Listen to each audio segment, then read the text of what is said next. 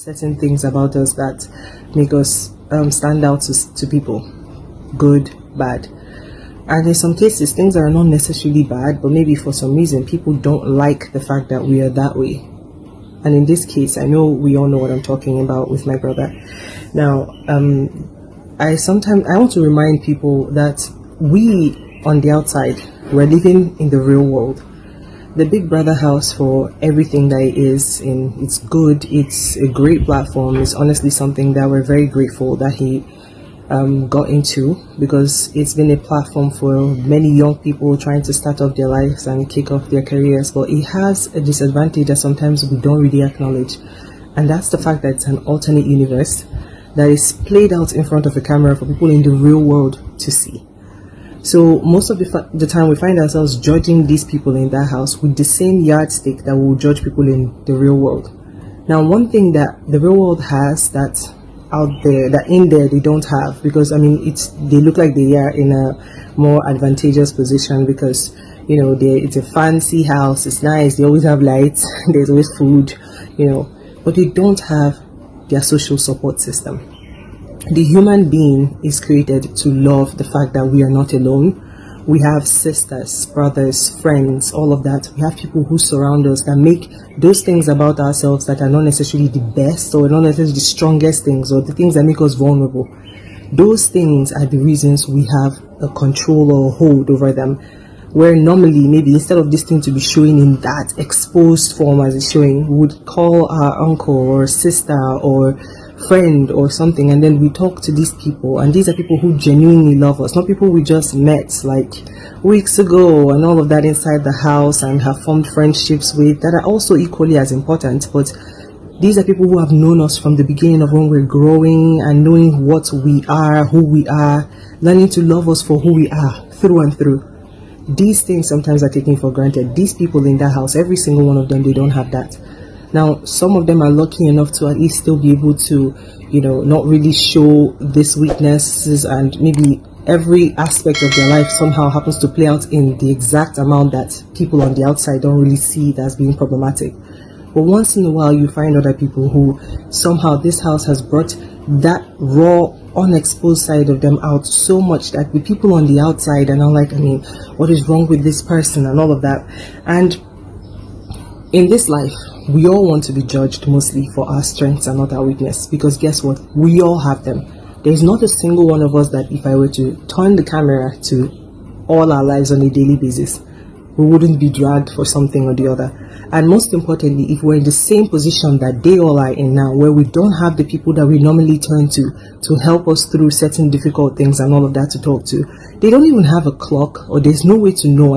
24 hours will feel like 24 hours when you know the time. But when you would never really know how different 24 hours will feel when you just have to guess what time of the day it is and what day of the week it is and all of that.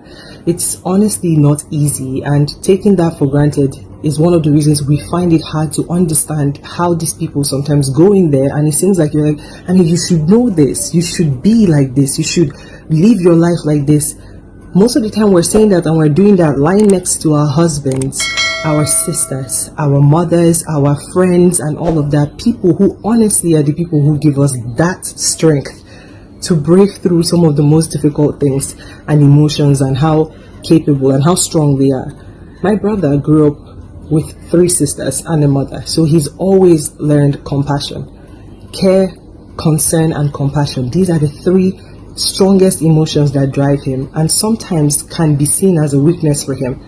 But he's used to sharing all of that among his sisters, his mom, his friends.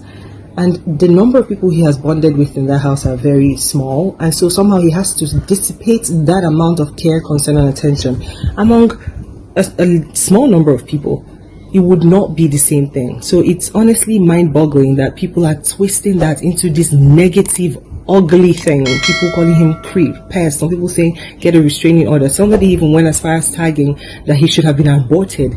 Truly some of the meanest things over something that is seen as being so terrible that globally, is not honestly the worst thing a person could possibly do to someone.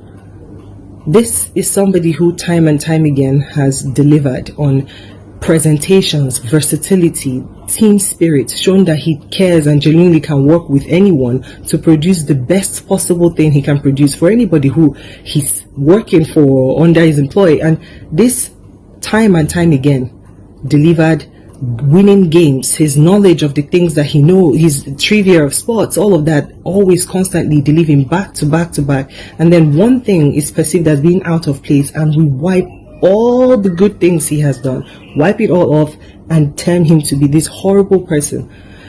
This video is honestly longer than I would want it to be, but I don't think it's possible for me to get along that message that I want to get along to everyone, to try to remind that we are all human. We are all flawed. We are all with our strengths, with our weaknesses. But we have the good fortune of not being filmed and photographed for the world to see, and being around all elements of our social support. So please, along with the hate, we've definitely seen all the love, and we're very grateful to all the people who have stood by him through all of this, loving him and all of that. Now, no one is forcing you to like him. Hell, this video will probably still get bashed because not everybody is a preacher of love. You don't have to love, but you have to honestly ask yourself this question. What would you really do things that completely different if you were in that same position? Would you honestly be so certain that not even one single thing about you is going to rub people off the wrong way? And truly, does the crime really fit the punishment that he's getting? Is it really a crime that, you know, what you see, what you don't like about this guy, does it really warrant him being called some of the ugliest things possible to call a person? If you can answer all of that and honestly you still want to drag and throw slander and throw hate, that's fine. Really. God would keep blessing you and keep blessing you. But to all the people who have honestly not understood what is going on and all of that, just understand that you can't really, because you're not in that position. So please, we beg that you keep supporting, and we beg you to please try to be human, and most importantly, spread love, not hate. Thank you so much for everything. We love you, and God bless you.